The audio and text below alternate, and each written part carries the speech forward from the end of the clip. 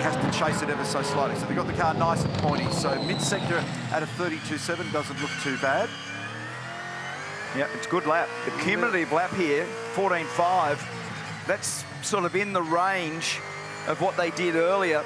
And remembering they're searching for low 49s, 49 and a half, and a 49.8 is a really good run. That is an excellent lap, given that he did a 49.8 to get in. It's going to be his birthday tomorrow. And he gets it under the limiter on the run up towards turn 3. And the first sector indication will be just on the exit of turn 6, about to tackle that flying left-hander into 5. This is a good lap. He's actually attacked this straight away. We carried plenty of throttle angle through the left-hander. So on the exit here of turn 6, the drone will show us how accurate he is here. This is where we get the first indication. A 41.7 was the time that Cooper did. Wow. Anton's just done a 41.4, so it looked like a great start to the lap. You said that if he could be mistake-free, which is something of a challenge around this racetrack, then he can really stitch something together. Gee, that's very good. Now, I don't think I saw better than a 41.4 something in the top 10 before, meaning getting into qualifying and doing that number straight away. That's remarkable. But an easy place just to overrun. Look at that, how beautiful that was. He had the right-hand bag of the wheel and the tyre right against the inside curb. Did not miss the apex by a millimetre. See him out sliding through the left-hander at excellent. 14. Now, he was about 8/100ths faster in the mid-sector than Cooper, but this is a great lap so far. Get it into the second last corner. He just managed to teeter it on the brink of pulling up, but pulled up nicely at 17. Third gear. Here we go, deeply into the final corner, carries as much speed as possible. No Not slide. a millimetre to spare on the left of the car, and clean shifts all the way to the line, and he has done a 49.2. That's a great job, because that's a big chunk up on what he did in quali. He gave a tiny bit away in the first sector, but all but equalled the mid-sector for the best numbers that we've seen from Anton. So he's in the game here, making his run down towards the second last turn at 17. Oh, it just chirped the brakes a little bit, and he had to correct it, turn out of it on the right-hander at 17. Sometimes that doesn't hurt too much, because that little bit of oversteer is not a bad thing to get to the apex. It's very pointy into that last corner. He turned it in and it shot to that apex, and he crosses the line in position number 2. P2, we'll see where we shake out. 49.68 and 0.395 slow. There's only 10 points between he and Will Brown coming into this 102-lap race for tomorrow. And he's given himself already a great opportunity to be able to capitalise based on where Will is in this field after quali a little bit early. Turn 5 looked pretty good for him through the left-hander down there.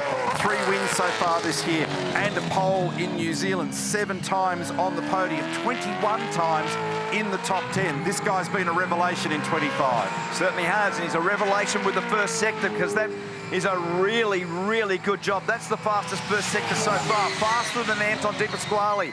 So he started this lap superbly. Got to get it now off this change of direction. He uses the inside curb just slightly. He didn't actually use the little donut curb on the inside, so he kept the car really nicely balanced. Just have a look from the back here to see whether he makes the apex nicely here from turn 13. Beautifully done again. That was a really nice exit. No oversteer, hard on the throttle down to these double left-hand complex sections. And in the middle sector, he's only about half a tenth away now. His cumulative number at this point is actually slightly better than Anton. 2 corners to go. Is Matt Payne going to be able to put something together here? The 22-year-old Kiwi's on a fine lap. He's out of the second last corner, and he's right on target here to be able to threaten that very good time that Anton did. Final corner for him, and it's on the slide on the exit, out the other side in third gear. This is going to be so close. Jack Bell reacts, and it is good enough to go to the top on a 1 minute 49.1 for Matt Payne. That was an excellent job. This is going to be on. It is on. That car looked good on that lap.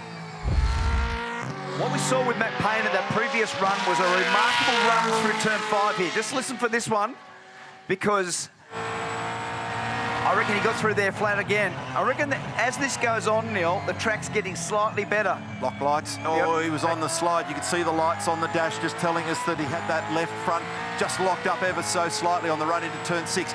Now we start to build up towards 200 kilometres an hour, fourth gear down the hill, trying to coax that thing to the right. It doesn't entirely want to know about it, so there's a bit of wheel work involved. There's a lot of wheel work, and the number in the first sector, 41.41, plays a 41.40. He's 1/100th off Matt Payne's number. And he absolutely had that thing barely able to break and turn into turn 6. It was right on the teetering edge. And you can see the rear of the car dancing as he makes his way out of 13 down here. Fastest, that mid-sector is brilliant. He's gone quicker than any other. This car is right on the knife edge. It's all turn in the front and it's barely hanging on in the rear, but he is riding this pony nicely.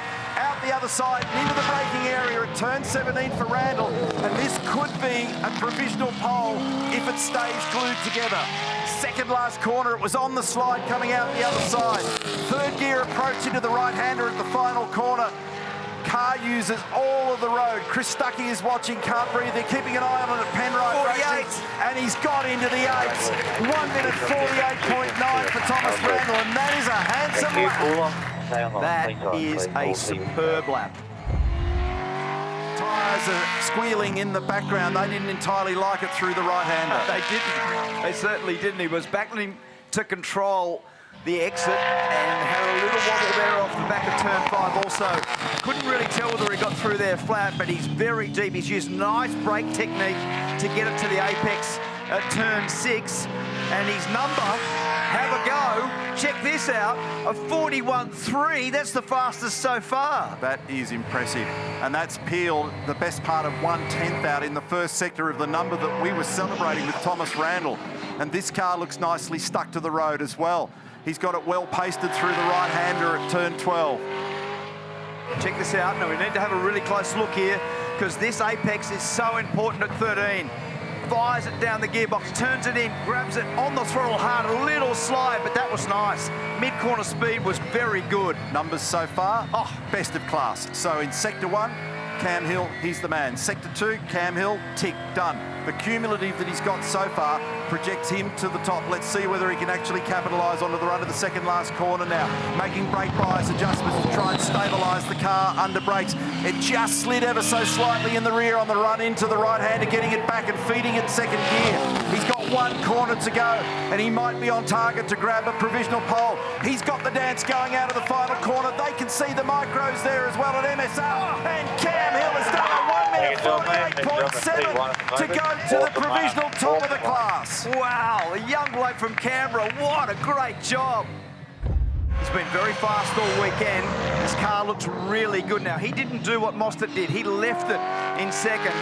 And then the way he's come off the turn 3 apex and through the exit of there, no wheel spin, no slide. The target number in Sector 1 on the exit of turn 6 is a 41.321. And he's approaching turn 6 now. He barely able to turn that thing. Got it back. He got it back. It was high and wide in the early part of the approach. What does the number look like? I'll tell you, it is a beauty. We are raising the bar. Sector by sector, driver by driver, car by car. He's done a 41.235. He's off the road and in the grass. Pushed it too hard. And that is a disaster for Ryan Wood. What a shame. I feel so sorry for him. He was on it. He was absolutely on it. So Cam Waters is well on it. It just nudged the rev limiter on that shift as it slides off the top of the hill down towards turn 17. This is going to give it a nudge, Mark. He is going to be pretty close. At the moment, Hill on top from Randall. He might even split his own teammate with Hill, but he could even challenge for the pole here. If he gets this last corner right, it is on the slide. He stays foot in the bucket out the other side on the slide. Is it going to be good enough? Not quite, but he does what I thought might happen. He splits the diff. So between Hill and Randall, and Waters gets up into P2. Got a bit of shade on the front straight here as he starts to think about where he'll get his foot into the brake pedal when they get down the other end here. Watch that speed on the bottom right-hand corner, building up to north of 260. We got to 265 k's, super deep into turn one as he feeds it second gear. Now, since race 2 in Perth, he's been first or second in every race bar one, and that was position 8 in Townsville. So he has had a golden run in the relative recent past. He has been speedy, and his one-lap pace has been genuinely remarkable. It's not an easy thing to do. First sector read coming up when he gets to the left-hander at turn 6 here. We'll get a read on whether or not he can threaten the number done by Ryan Wood, which was a 41.2, and he does. Not only does he threaten it, he knocks it off by 2/100ths of a second. So we're watching something special here. This was the danger zone for Wood. He negotiates it and gets out the other side, but it's a real paddle of the throttle and got to coax the car through that part of the racetrack. He did, and he was millimetre perfect at each of those apexes. He's been able to come off turn 12 with almost no wheel spin. The car was absolutely straight. It was painted to the road coming out the other side of turn 12. 13 didn't quite use as much of the road to the right as a couple that we've seen so far. 14's a challenge, and the sector split is down ever so slightly, just a whisker down on what Hill was able to achieve. Is Cam Hill going to be able to grab a pole position? And if that were the case, it would be his first in his career. What a nail-biter this Boost Mobile Top 10 Shootout is turning out to be. Hill is the target at the moment. Feeney throwing everything at it to see whether he can knock him off. He's gone faster in Sector 1. He's all but line ball in Sector 2, and he comes up to greet the flag to complete the lap. Is he going to be able to throw a punch? And he has. Brock Feeney has done a 1 minute 48.65. He now goes to the provisional top. It is tight at the showbiz end of this field at the moment. Now he opens it up for the big run through the left-hander at 5. Listening. And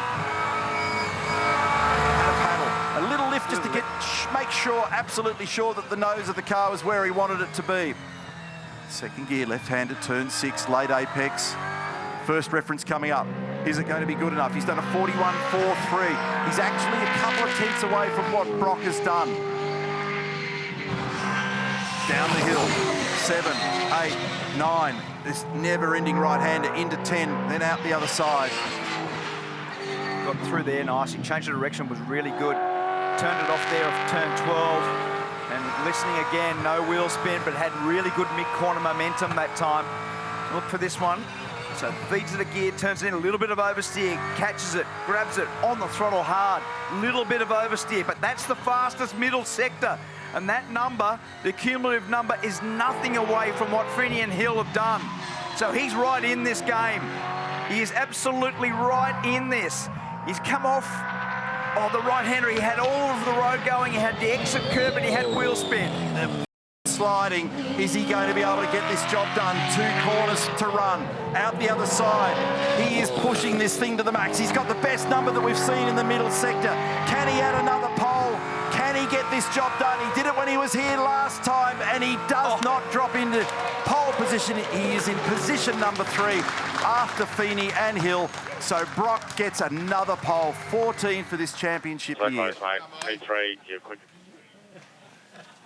So the first sector, I think, was the one that hurt Paul Feeney, just jumping in and congratulates his son.